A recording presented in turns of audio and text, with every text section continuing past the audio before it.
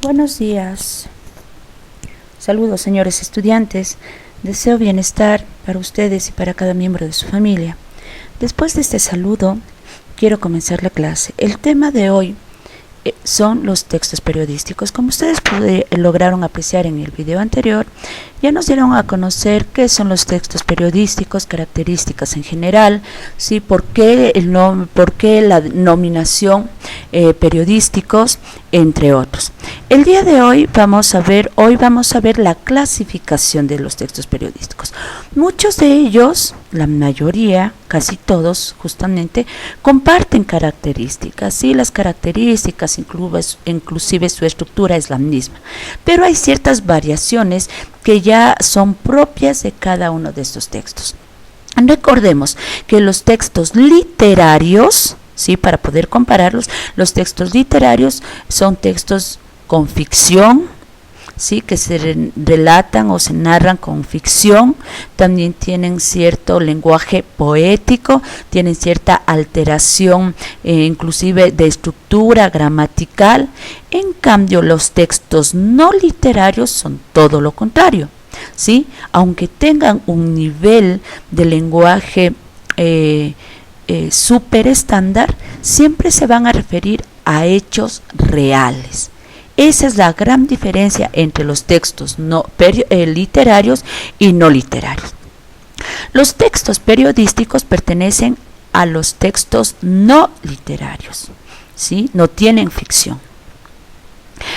Y entre estos textos obviamente hay una clasificación donde unos textos informan, otros son persuasivos, otros textos son instructivos y así entre otros textos. Los textos periodísticos cumplen con dos funciones: informar y persuadir. ¿Sí? ¿A quién? A la comunidad. Por eso surgen periódicamente, unos surgen todos los días, otros surgen semanal, otros quincenal y así sucesivamente. Vamos a comenzar con la noticia.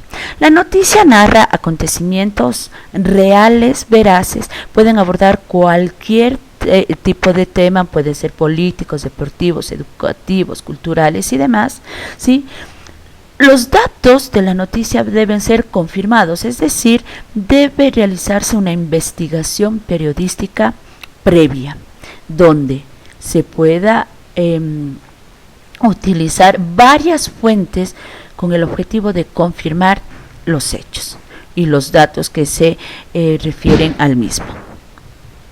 La noticia debe responder las siguientes preguntas: ¿qué, quién o de quién hablamos? ¿Qué sucedió? ¿Cuándo sucedió? ¿Dónde sucedió? ¿Cómo sucedió? ¿Por qué sucedió? ¿Y para qué sucedió? Estas preguntas justamente nos ayudan a consolidar la idea principal. La estructura de la noticia llega a ser como tantos otros textos: introducción, desarrollo, es decir, cuerpo de la noticia, el cuerpo de la noticia y el cierre. La noticia, la mayoría de ellas, no digo que todas, pero sí la mayoría, usan el recurso de la imagen. ¿Para qué? Para que la noticia sea mejor asimilada, ¿sí? No solamente esté la parte escrita, redactada, sino también haya una imagen que valore, ¿sí? Que se relacione con los hechos que se han expuesto. Sigamos, por favor. La crónica. La crónica también es un texto periodístico, también nos narra sucesos importantes. Sin embargo, el tiempo es la característica fundamental, ¿sí? El tiempo es cronológico, es decir, de pasado a presente, de pasado a presente, de pasado a presente, inclusive futuro, pero de pasado a presente. Por eso tenemos la referencia temporal.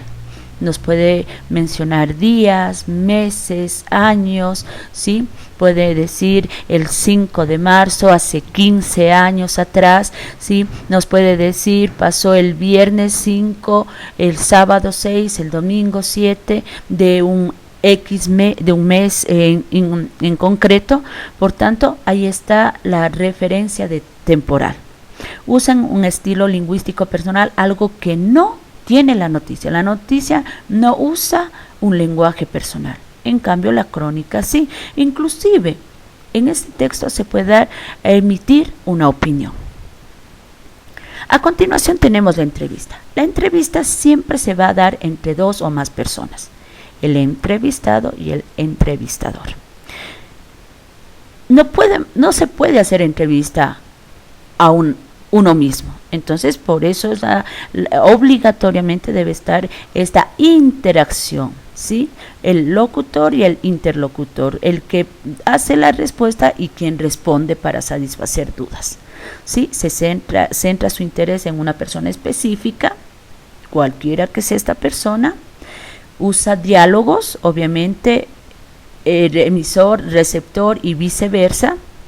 Debe darse o debe haber un banco de preguntas específicos, ¿sí? Un banco de preguntas específicas, ¿sí? Un banco específico donde hayan varias preguntas para poder satisfacer y conseguir recopilar la información. Y también aquí la entrevista, por medio de las respuestas que nos dé el entrevistado, ¿sí? Aclarará y valorará cierta información que ha sido dudosa, ¿sí? Puesta entre dichos. Entonces la entrevista es eso, ¿no? Tener la información de fuente directa, ¿sí? Entonces es un recurso que se utiliza mucho. Obviamente la entrevista ha pasado ya a los noticieros, ha pasado a la radio, pero se da en la parte escrita. ¿Cómo nos podemos dar cuenta que es un texto, es una entrevista? Porque va a estar abierta la pregunta y obviamente la respuesta que nos ha dado el entrevistado. Reportaje. El reportaje es un texto igual que la noticia, pero profundiza un poco más, ¿sí? Nos da a conocer cierto tema, nos da a conocer ciertos hechos, algo que sucedió, pero va a ampliarse, ¿sí? Va a ampliarse estos sucesos. Va a haber declaraciones de testigos, puede darse a conocer ciertos antecedentes antes de abordar al tema en cuestión, al tema específico. Sí, va a haber una descripción muy detallada, muy minuciosa de estos hechos, sí, del entorno, del contexto que se refiere al reportaje. Inclusive vamos, así como la noticia tiene imágenes para valorar mejor la información, tendremos cuadros estadísticos, ¿sí? Opiniones de personas que sean expertas en el tema que se ha propuesto y demás. Así como estos textos jóvenes, tenemos otros textos que veremos ya en clases siguientes, pero esta clase llega a ser un abreboca, ¿sí? Una anticipación, un pequeño entremés de lo que serán ya los textos no literarios. No literarios. En el gran mundo de los textos, es decir, aquellos que se han redactado, aquellos donde se conserva por medio de la inscripción alfabética, iconográfica y demás, ¿sí? Tendremos los literarios y los no literarios. En esta ocasión estamos abordando a los no literarios que carecen de ficcionalidad, no tienen ficcionalidad. Los hechos que se dan a conocer en la estructura que se den, ¿sí? Con los recursos que se utilicen, deben ser reales, verídicos, veraces, concretos. Aquí no hay una parte subjetiva, aquí hay una característica y esa es la objetividad. Les agradezco mucho por su atención. Les invito a que realicen la tarea que está propuesta y de esa manera profundizar y retener los conocimientos. Muchísimas gracias. Hasta otra ocasión.